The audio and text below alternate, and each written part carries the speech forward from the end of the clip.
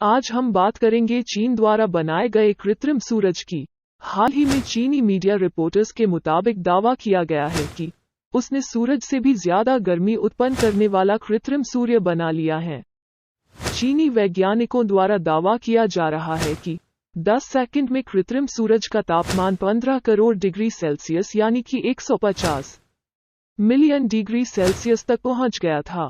और इसकी खास बात यह थी कि इस रिएक्टर ने 100 सेकंड तक 12 करोड़ डिग्री का तापमान पैदा किया गया। इतना तापमान सूरज के तापमान से 10 गुना से भी अधिक है। इस रिएक्टर से इतनी ऊर्जा पैदा की गई कि इसे आर्टिफिशियल सूरज कहा जा रहा है। धरती पर आज तक किसी भी देश द्वारा इतना ज्यादा कृत्रिम तापमान पैदा नहीं किया जा सका है। अब बात आती है आखिर चीन ने कृत्रिम सूर्य कैसे बनाया।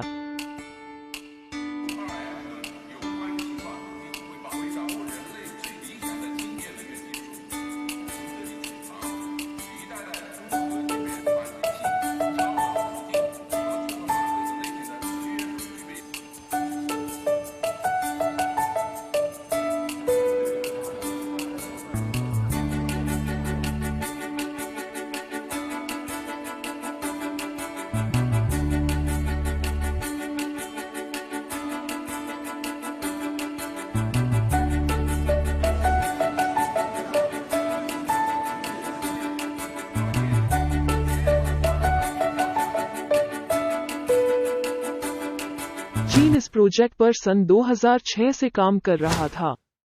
नकली सूरज को बनाने के लिए चीन के अनसुई प्रांत में एक प्रयोगशाला बनाई गई। यहाँ पर इसने दुनिया का सबसे शक्तिशाली एवं एडवांस न्यूक्लियर रिएक्टर बनाया, जिसका नाम रखा गया HL2M टोकामक, जो कि परमाणु समलनता अर्थात न्यूक्लियर फ्यूजन के सिद्धांत पर कार्य करता है। इसे चाइना नेशनल न्यूक्लियर कॉर्पोरेशन के साथ south western institute of physics के वैज्ञानिकों ने मिलकर बनाया है। इसका उद्देश्य प्रतिकूल मौसम में भी सोलर एनर्जी को बनाए रखना था।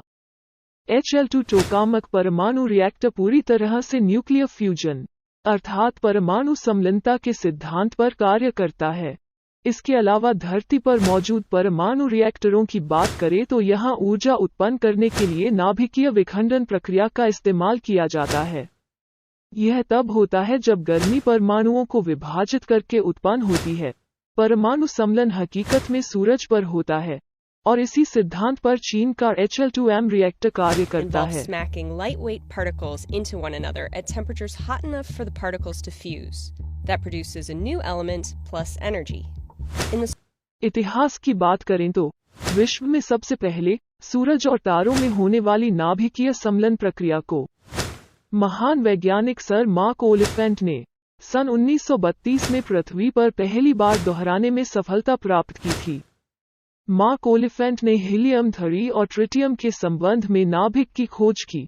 जब दोनों तत्व एक दूसरे के साथ प्रक्रिया करते हैं तो जो कण निकलते हैं उनमें जितनी ऊर्जा होती है उससे कहीं अधिक ऊर्जा प्राप्त हुई और नाभिक के अंदर की पूरी ऊर्जा मुक्त हो चुकी थी। मार्क ओलिफेंट ने पाया कि यह परमाणु सम्मलन का ही परिणाम था। इस प्रकार पहली बार मार्क ओलिफेंट ने 2 अन्य वैज्ञानिकों पॉल हर्टेक और अर्नेस्ट रदरफोर्ड के साथ मिलकर नाभिकीय सम्मलन प्राप्त करने वाले पहले व्यक्ति बने थे, जिससे हाइड्रोजन बम का निर्माण किया गया था। चीन द्वारा बनाया गया रिएक्टर HL2M टोकामक रिएक्टर एक एडवांस तकनीकी का परमाणु रिएक्टर है। Energy is like oxygen for life. As long as you are a human being on the earth, we need energy. The planet is fine, but it will get rid of us. And so we need innovation. We have the potential and the capabilities to have cleaner sources of energy and more diverse sources of energy as well. One of the ways we think is the best way to do it is to actually replicate what happens on the sun. The principle is quite simple. When you have 2 atoms of hydrogen, if you make them collide, okay, they will fuse. When doing so, they liberate a huge amount of energy. The energy we will then use to actually produce electricity. It sounds simple because stars have been burning on fusion for billions of years. It's the fundamental energy of the universe. But we need to control it on Earth. Here we are, it's ITER. ITER is a large international program in order to demonstrate the feasibility of fusion technologies. Probably one of the biggest scientific and technological challenges that human race had to face. In the sun, the pressure is very high, To get that same kind of collision of nuclei, we need really high temperatures. 150 million degrees in ITER. It's quite hot. Probably going to be the hottest point in the universe right here in Cadarache. You can't really make the same scale of the sun on Earth. We have to use a special device called a tokamak, which is basically like a donor. So we are now constructing the whole platform and then starting to construct the machine itself before we can actually use it. Tokamak reactor की शुरुआत सबसे पहले 1950 के दशक में Soviet भौतिक वैज्ञानिक Igor time और आंद्रेई सर्वारोव द्वारा की गई थी।